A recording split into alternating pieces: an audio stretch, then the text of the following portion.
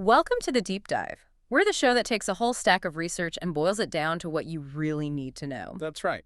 And today, we want you to think about something pretty big, a major shift happening in global development, moving, moving away from those traditional aid models we've seen for so long. We're talking about funding autonomy for African nations. And crucially, it's not just about getting money, it's about controlling it. Exactly, controlling the capital. So this isn't just theory, right? We're getting into practical strategies. Absolutely.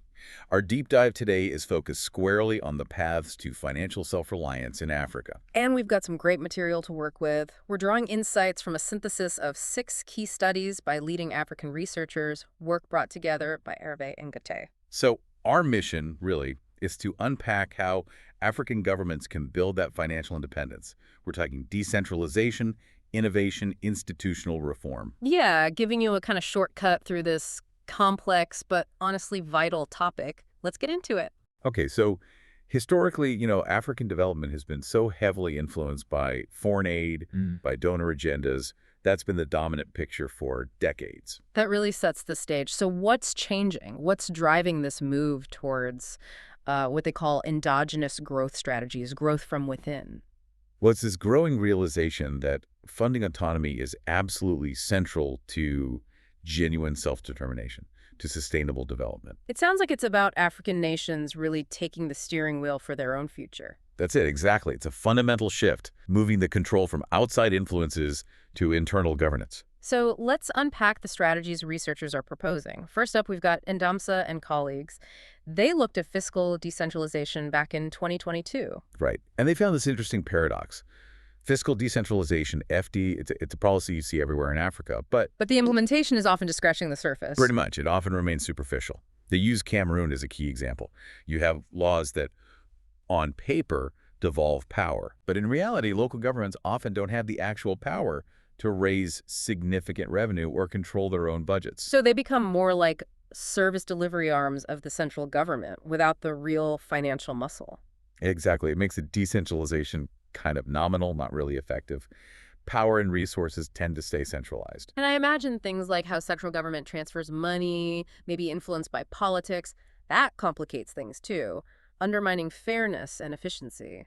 That's a huge part of the problem they identify.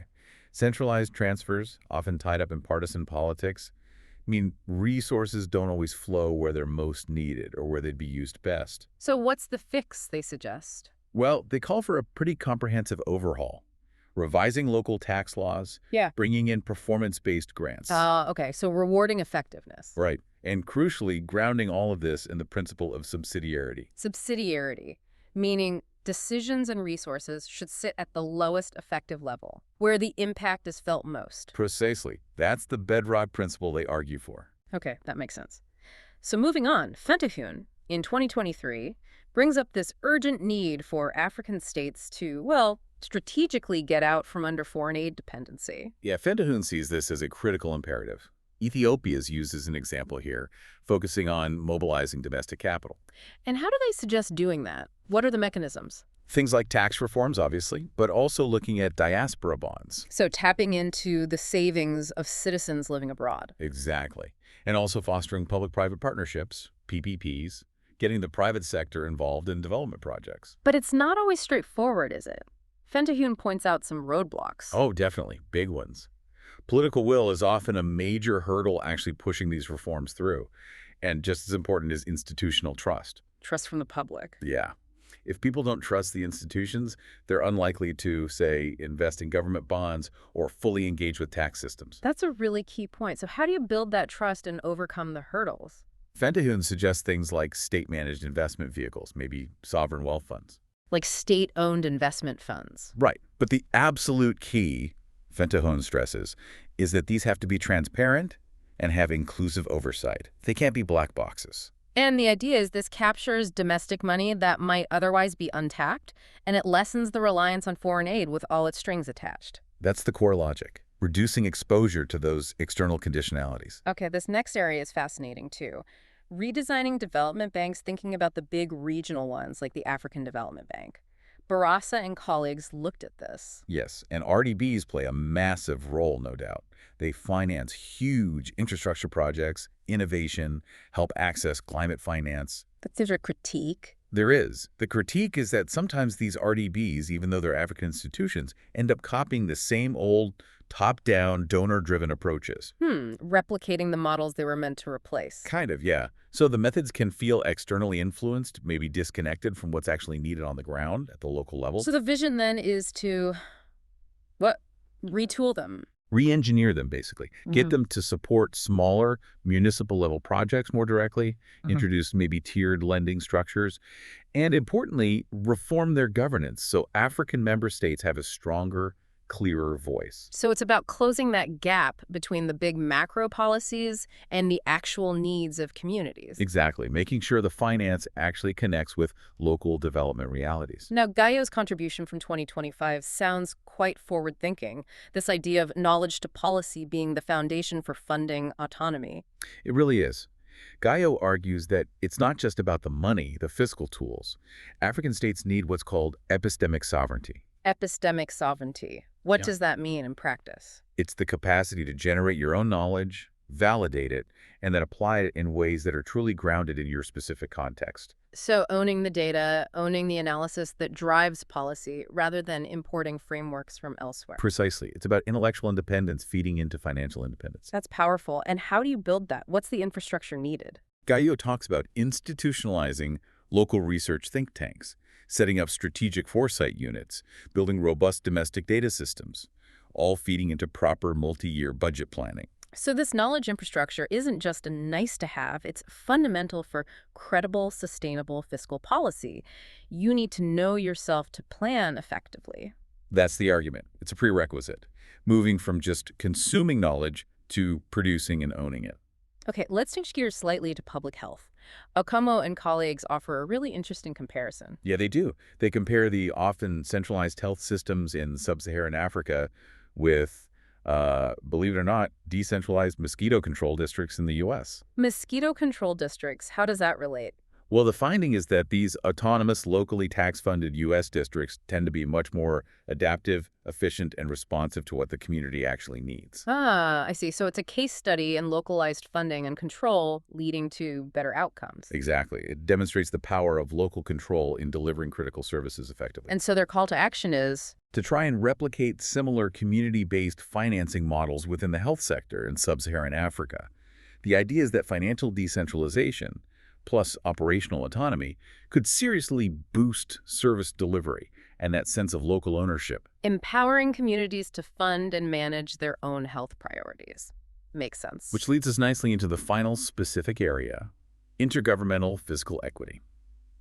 Ilasami and colleagues looked at Nigeria's system. Right, tackling those inequalities and how money flows between different levels of government in Nigeria. And what they found is pretty stark. Their research shows that subnational unit states, basically that are politically aligned with the center, often get a disproportionately large share of federal transfers. Ah, so politics trumps need sometimes, and that just widens the gaps between regions. That's exactly what it does. It exacerbates regional disparities, which holds back balanced development for the whole country. So what do they recommend to fix that? Concrete steps. They say first, codify the formulas for fiscal transfers into law. Make them objective, not political. Take the politics out of it. Right. Also, establish independent fiscal councils to oversee things and fundamentally shift towards needs-based allocations.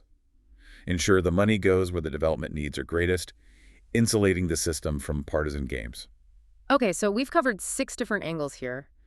Decentralization, domestic resources, development banks, knowledge, health financing, fiscal equity. Yep. What's the big takeaway when you put it all together? Well, what's really striking is the powerful consensus that emerges across all these studies. Which is? That Africa's development finance setup has to change. It needs to evolve from systems dictated from the outside to systems governed from the inside. Internally governed systems. And this leads to some clear guiding principles, right? A sort of continental agenda. Yes, exactly. They crystallize into about 5 key policy priorities for achieving this funding autonomy. Okay, let's run through them first. First, codify and deepen fiscal decentralization. This means clear laws giving subnational governments real revenue authority, but also building their capacity to manage it properly. Genuine local empowerment. Makes sense. Second, Second, develop domestic capital markets. Really nurture local bond markets. Get reliable investment-grade rating systems in place. Build public confidence in things like government bonds. Maybe backed by diaspora funds or pension funds, like Fentahun suggested? Precisely. Tapping into those huge pools of domestic or diaspora capital. Okay. Third priority. Third, fund and institutionalize knowledge production. This is Gayo's point. Build those national policy institutes, invest in data governance, generate African evidence for African planning. Own the narrative, own the data. Fourth, democratize access to development finance. Make sure the big players, the RDBs, the continental institutions, actually get funding down to the local level. Supporting smaller, local projects designed with inclusivity and that subsidiarity principle in mind. So finance reaches the grassroots. And the fifth one? Finally, fifth, foster participatory budgeting and oversight. Use technology, make it easier for citizens to have a say in budgets, track spending, monitor performance. That sounds key for building legitimacy and making sure funds actually match local needs. Using tech for transparency and accountability. Absolutely. Technology could be a real game changer there, putting more power directly into community hands. So as we wrap this up, it feels like the message is clear. Financial autonomy for Africa isn't really about just saying no to aid. Not at all. It's much more proactive. It's about deliberately designing African-owned systems for raising money, allocating it, and being accountable for it. It's not one single action, it's a whole system, right? Laws, institutions, knowledge, and the political will to make it happen. That's the synthesis these scholars offer. Autonomy is a composite, a whole architecture that needs to be built. So the final thought we want to leave you with is this. Africa's fiscal future really needs to be self-authored. Yeah. What does it genuinely mean to invest in the systems that will allow nations to write that future for themselves? And thinking bigger, how could that transformation reshape global power, reshape development itself, not just for Africa, but potentially for everyone? Something to ponder.